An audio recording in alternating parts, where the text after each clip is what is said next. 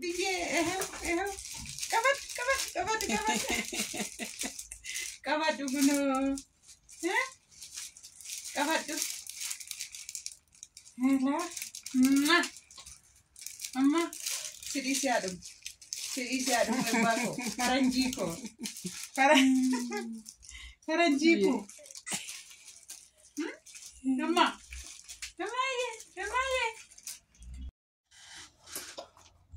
Bucu.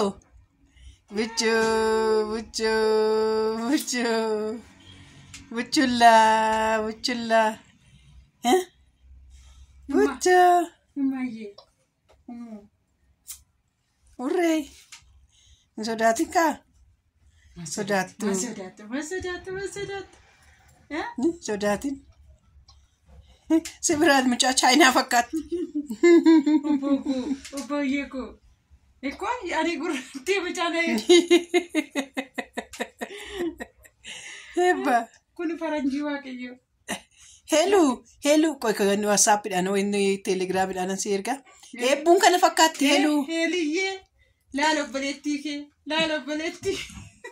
Ela kobeshi fidef kuno kattali tae. Itti barede. Ijuru. Hello. Ashama akkam jirtu fayyaa keessanii nagaa keessanii abbaa ibu maal fuula dukkanoofte dukkanoofne maal la ishiin achi jirtu sun meesti tilmaama eenyu ishii sanitti fakkaata alimaa olisittu gara abbaa ibutti maal alimaan inni hotte alimaa ko olsikime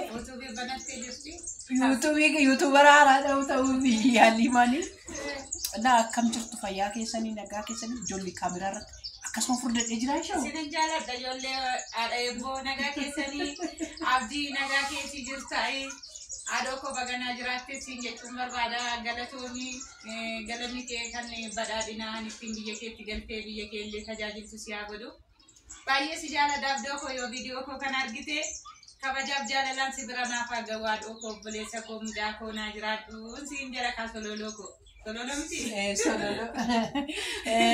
Eenyu seetani waggaa lamaan kana eluu beektu miti eluu namoonni beektan jiraachuu dandeessu mucaa imimmaan koo facaasee baay'ee garaa kona nyaatte jechuudha mucaa akka eebbuu qabdi tokko maallaan jette siite sha'u Oromoo maaliif nama gargaartanii maaliif hin jettanii jennaan marratti yoo eebba dhugaa waaqayyo waan hin dabarfadhu barbaadu ijoollee Saudi Arabiyaa irraa ijoolleen lama maallaqa naa galchanii fi jiranii mucaa kootii fi haa galatoomani maqaa isaanii hin beeku ati yoo beekte hin beeku ani garuu ani isaan hin beeku isaan nan beekaniu mucaa koo naa gargaaranii waaqayyo si ajajjabeessu si bira jirra naan jettanii waaqayyo sinillee sinaa eebbisu Kiristoos sinaa eebbisu musliimallee yoo ta'uu dandeessu Allahni sinaa jabeessu jireenya keessanii isiniif haa jiraatu jireenya barabaraa isiniif haa kennu waan biraa isiniif hin jedhu jannata guddoo isiniif haa kennu jechuun barbaada namni hin jiraata du'uu ni mala borullee namni akkuma dhaabatetti nafu nuti biyyeedha waan taaneef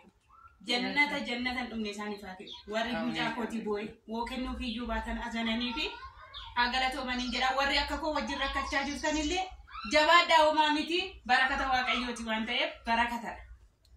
Barakata Rabbiiti barakata Allaati waan ta'eef itti gammadaa itti boonaa ijoollee keessanitti isiniin jechuun barbaada isinan jaaladhanaa jiraadha. Achi qo'asiifan fixa iddoo maqaa kee kaaseen ture jechuudha YouTube irratti maqaa kee kaaseen ture.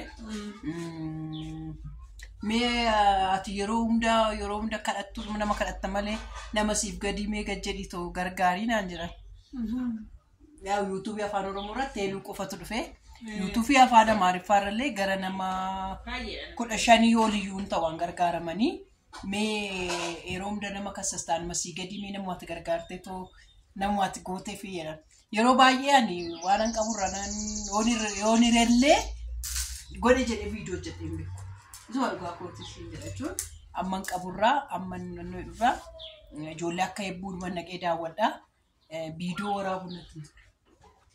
Isu argaa kooti. Baay'ee na jibbisiisa kanaafi shamarreen ishiin akkas jettee gaafii na gaafatte suni kunoo ishiin kuni mucaa waggaa 19 qabdi amma jechuudha wiikcharii dhabdee baay'ee rakkattee baay'ee jechuudha Abbaan bu'uura fa'aa jiratti kolfaa.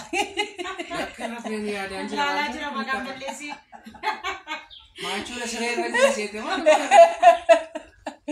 Yallaa kanaaf isiniin jedha har'a ishiinis jechuudha garuu jechuudha ammayyuu garuu odoo YouTube isaanii fi subscribe goonee akkuma nani kunoo mucaa koo bira taayitoo dhufee isinitti wacee faana bira teessee wacee maal isinitti fakkaata ammas kunoo deebi'eetuman deemaa lakkii omtuu walirra naaf hin buune waa tokko hin jirtu naan jedhaa jirti.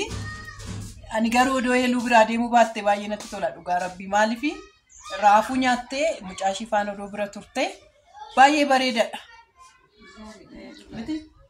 Warri deemu jettanillee adeeboo jalatti lakkoofsa tokko barreessaa warri immoo lakkii daa'ima keejiin guddifadhu jettan immoo lama naa barreessaa isa caalee filadha jechuudha. Bakka isa caalee ishii mucaadhuma kee biraa teessaa jedhanii yoo danda'ame koo keessaa kuteen asitti keessa gashaa fi viidiyoo heeluun maal akka ishii fakkaattu heeluun maal akka taate suuraa ishii maxxansiifu suuraa isinii maxxansaa heeluu kiyyaa jechuudha. Haliimaa koo argisiisi. Ishee beeku qoqa. Haliimaan immoo mucaa akka haadhaa taate eebbu beeku qoqa. Haliimaan immoo akka haadhaa taate mucaa heeluu guddistuudha jechuudha. Haadha heeluu lammaffaa. Haadha heeluu ishii lammaffaadha. Dhugaa rabbii hoggaan deebisanis. Subscribe godhaa fi laayikii koomentii waan banateetti bantee fi abbaa. Inni beekon yaada isaa jalaateera. Beekan qoy. Amma eebbisaatu daabboo eebbisaatu nuumuraa ka daabboo haati heeluu nuuf iddee dhuftee. Haati heeluu daabboo nuuf iddee dhuftee. Daabboo biyya Arabaatti tolchameedha kun an Itoophiyaa miti. Kun daabboo Itoophiyaa miti daabboo biyya an Dubaay teette. Keekii Dubaay. Keekii Dubaay nu dhufe. Naa waan ergaa si qabdu jiraate dabarfadhu.